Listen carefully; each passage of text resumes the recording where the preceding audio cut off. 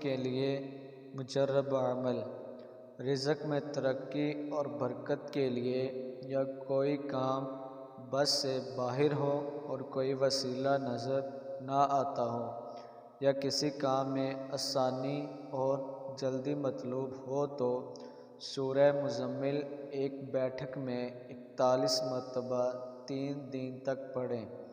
انشاءاللہ مقصد میں کامیابی ہوگی، لیکن اس عمل سے دوسروں کو نقصان پہنچانا مقصود نہیں ہونا چاہیے۔ رزق میں برکت اور ترقی کے لیے یا کوئی کام بس سے باہر ہو اور کوئی وسیلہ نظر نہ آتا ہو، یا کسی کام میں آسانی اور جلدی مطلوب ہو تو سورہ مزمل ایک بیٹھک میں 41 مرتبہ 3 دن تک پڑھیں۔